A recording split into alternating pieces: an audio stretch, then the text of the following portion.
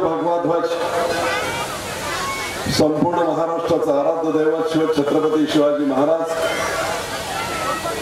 ज्यांच्या परिसर स्पर्शामुळे पुरंदरच्या दुष्काळी भागात गायीच्या गोठ्यात आणि उपाशाहीच्या पोटी जन्म घेतलेला विजय शिवतारे महाराष्ट्राच्या मंत्रिमंडळापर्यंत पोहोचू शकला ते वंदनीय शिवसेना प्रमुख बाळासाहेब ठाकरे, डॉक्टर बाबासाहेब आंबेडकर, परमश्रद्धेय अटल बिहारी वाजपेयी, शिवसेनेचे पक्षप्रमुख आदरणीय उद्धवजी ठाकरे साहेब या सर्वांनाच वंदन करून अभिवादन करून देशाच्या दृष्टीने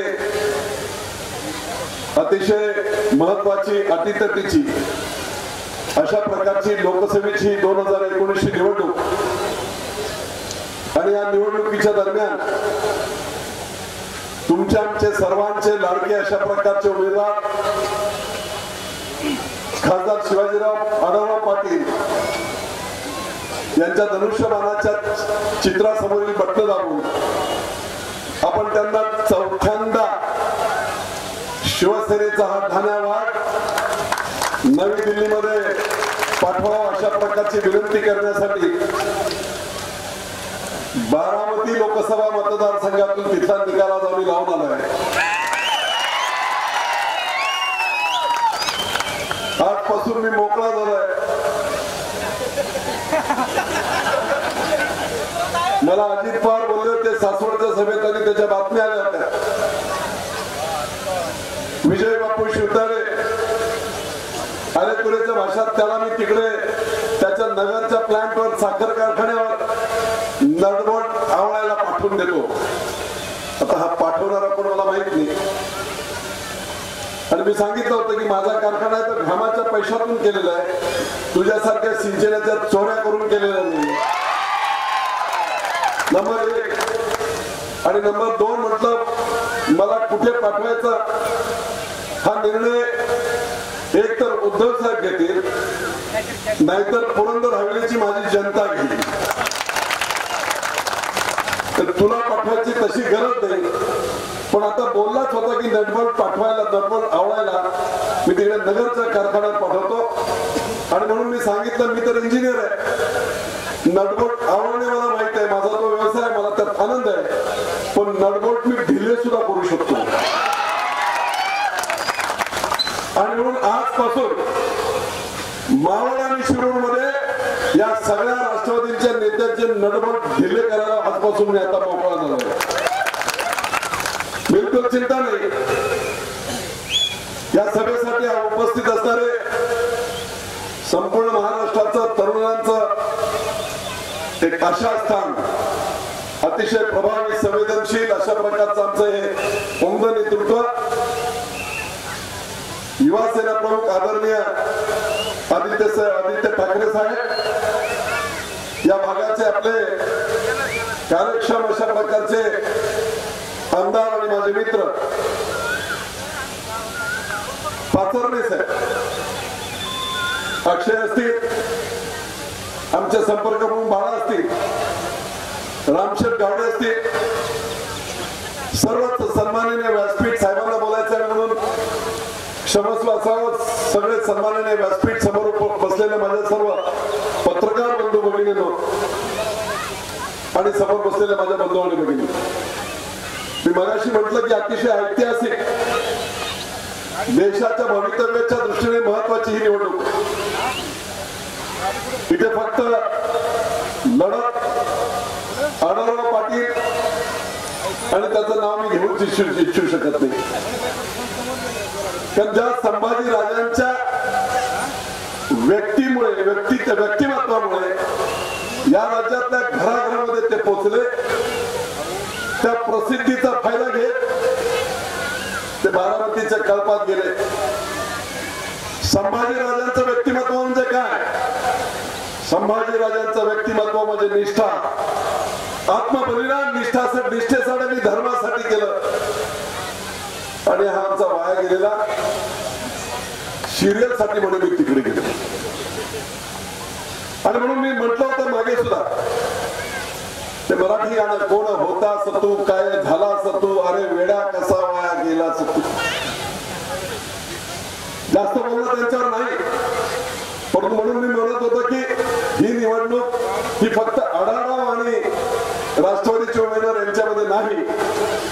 ही निवडणूक खऱ्या अर्थाने देशाचं संरक्षण, देशाची इमारत, देशाला महासत्ता बनवणे, देश कोणाच्या हातात पुन्हा देणे यासाठीची निर्णायक अशी लढाई. दोन विचारांची लढाई. एक विचार सांगतोय की देश एकत्रितपणे एक संघ असायला हवा, आणि दुसरा विचार काय सांगतोय, आदरणीय पवार साहेबांचा आमच्या आणि काँग्रेसचा, या देशाला दोन पंतप्रधान हवे, एक हिंदुस्थानचा आणि दुसरा काश्मीरचा. एक विचार सांगतोय काश्मीर मधला 370 कलम आम्ही रद्द करू. 370 कलम काय, देशातला कोणताही माणूस त्या काश्मीर मध्ये 1 इंच जागा घेऊ शकत नाही, व्यापार करू शकत नाही, तिथे जाऊ शकत नाही. तिथे एका विशिष्ट धर्माच्या धर्मियांनी आपल्या काश्मीरी पंडितांना कधीच हुसकावून लावलंय घरादारासकट. म्हणून ते 370 कलम रद्द झाला तर देशातले कोणीही माणूस आज शिरूर मतदारसंघामध्ये इथे टोळी कॅन्सरमधून यूपी, बिहार कुठूनही आलेला माणूस इथे व्यापार करू शकतो, घर घेऊ शकतो, संसार थांबू शकतो, चांगल्या प्रकारचं समाजकार्य करू शकतो. हे बंधन तिथे, हे बंधन आम्ही काढून टाकू, अशा प्रकारचा नरेंद्र मोदींचा विचार शिवसेना भाजपचा विचार म्हणतोय, आणि काँग्रेस राष्ट्रवादीचा विचार म्हणतोय की 370 कलम आम्ही तसेच ठेवू. काँग्रेस राष्ट्रवादीचा विचार आणि शरद पवारांचा विचार काय म्हणतोय की सेनेला असलेले विशेषाधिकार आहेत, ते विशेषाधिकार आम्ही काढून टाकू. म्हणजे काय करू, जर एखादा अतिरेकी काश्मीरमध्ये जर सापडला तर लष्कराला त्याला जागेवरच गोळ्या घालायचे अधिकार आहेत, ते विशेषाधिकार काँग्रेस म्हणते आम्ही काढून टाकू. जर एखादा भारतीय झेंडा कोण तिथे जाणत असेल तर त्याला जागेत पकडून त्याच्या मुसक्या आणून त्याला जेलमध्ये तुरुंगात टाकायचा अधिकार या मिलिटरीला आणि आपल्या सगळ्या प्रशासनाला, ते म्हणे हे आम्ही काढून टाकू. या देशातलं 124 कलम आम्ही काढून टाकू म्हणतोय काँग्रेस आणि पवार साहेब. 124 कलम म्हणजे देशद्रोहाचा जो गुन्हा आहे, तो गुन्हा केल्यास ते कलमच रद्द करू शकतो. म्हणजे देशातला कोणी बेछूट माणूस देशाच्या विरुद्ध, राष्ट्राच्या विरुद्ध बोलला तरी त्याच्यावर कारवाई नाही. आणि म्हणून या दोन विचारांची लढाई. एका बाजूला आपण पाहिलं असेल मुंबई पुण्यामध्ये, विशेषतः मुंबईमध्ये आपल्या 26/11चे हल्ले झाले, रेल्वे बॉम्बस्फोट झाले, 1993 ची मुंबई दंगल झाली, संसदेवर देखील हल्ला झाला, शेकडो लोक मारले गेले. गेल्या 15-20 वर्षामध्ये काँग्रेस राष्ट्रवादींनी काय केलंय, एवढे हल्ले पाक पुरस्कृत झाले तरी निषेध, कडक निषेध, कडक तंबी दिली, नाहीतर युनो मध्ये जाऊन रडून दाखवलं. या शिवसेना भाजपच्या एनडीएच्या सरकारने, मोदी साहेबांनी पहिला एकच हल्ला या सरकारच्या काळात उरीमध्ये झाला, ताबडतोब सर्जिकल स्ट्राईक केला, ईद का जवाब पत्थर से. पुलवामामध्ये जवानांवर आपला हल्ला केला, 40 जवान शहीद झाले. मित्र, त्या काँग्रेस राष्ट्रवादी सारखे रडत नाही बसतो आपण. मिलिटरीला बोलवलं गेलं, पूर्ण अधिकार दिले गेले, आणि आपल्या हिंदू प्रथा परंपरेप्रमाणे 13वा दिवस, 13वा घालून आपण बोलतो, ज्या दिवशी आपले ते 40 जवान शहीद झाले होते, बरोबर त्यांच्या 13व्या दिवशी, बरोबर 13व्या दिवशी पहाटे 2:45 वाजता हवाई हल्ले झाले बागकोट मध्ये, आणि संपूर्णपणे पाकिस्तानच्या अतिरेक्यांनी पाकिस्तानला नेस्तनाबूत करण्यात आलं. रडत बसतो नाही, घरात घुसून ठोकलं त्यांना, पाकिस्तानात घुसून ठोकलं गेलं, पहिल्यांदा हे झालं. हा महत्वाचा विचार आहे देशाच्या स्वाभिमानाचा. काँग्रेस राष्ट्रवादी म्हणते हे बरोबर नाही, चर्चा केली पाहिजे, अजून चर्चा केली पाहिजे. आणि महत्वाचे विचार आहे. देश महासत्ता झाला पाहिजे. जगभरामध्ये 2च देश असे होते, अमेरिका आणि अमेरिकेनंतर इस्रायल. जर वाकड्यानं जर कुठच्या देशाने वगैरे पहिले अतिरेकी कारवाई झाल्या, घरात घुसून मारण्याची हिंमत या 2 देशांची होती.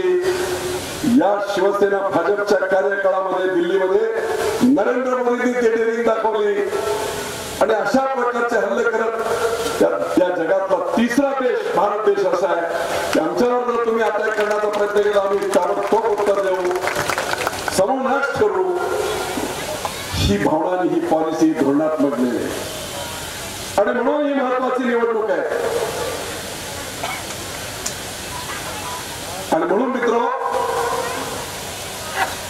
कोणी काय विचार करताय, कोणी काय म्हणताय, मी जरा विचारलं तर म्हणजे राष्ट्रवादीचे नेते सगळे मंडळी इतक्या मिटिंग घेत आहेत.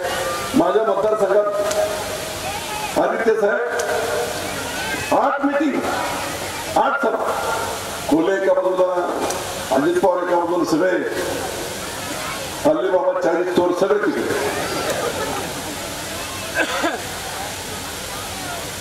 आणि इथे काय सांगतायत, आढळराव निष्क्रिय देतो. मला मुद्दाम सांगायचं असं वाटतंय अजित पवारांनी बारामतीकरांना कोण निष्क्रिय. आढळराव 14,500 कोटीची कामं केंद्र सरकारच्या माध्यमातून आणली. रेल्वे असेल, नाबार्ड असेल, CRF असेल, सेंट्रल रोड फंड्स असतील. मी तर जाहीर आवाहन केलं होतं, जर 14,500 कोटीची कामं करून आढळरावांना तुम्ही निष्क्रिय म्हणत असाल तर मग तुमच्या बहिणीची कामं तिकडे बारामतीत 25,000 कोटीची पाहिजे होती. 1 रुपयाचं काम नाही. सायकल वाटप, चष्मा वाटप, बॅटरी वाटप, काठ्या वाटप, चप्पल वाटप, तिथं गणपती मंडळाचे अध्यक्ष सुद्धा करतात आपले. आणि म्हणून मित्र, आपण अतिशय विचार करावा. अतिशय कार्यक्षम असा उमेदवार, अतिशय कार्यक्षम असा खासदार आपण या देशाला दिलेला आहे. त्याला पुढे चौकार त्यांचा झाला पाहिजे. आणि शिवसेनेचा आवाज हा प्रचंड प्रमाणामध्ये पार्लमेंटमध्ये उठला पाहिजे. याच्यासाठी आपण सर्वांनी सज्ज व्हावं. आणि पुढच्या काळामध्ये येत्या येणाऱ्या 29 तारखेला प्रचंड बहुमताने यांची सगळी कॅल्क्युलेशन फेल करत आपण आढळरावांना निवडून द्यावं अशा प्रकारची विनंती करतो आणि मी थांबतो. जय हिंद, जय महाराष्ट्र. धन्यवाद बापू, अतिशय सुंदर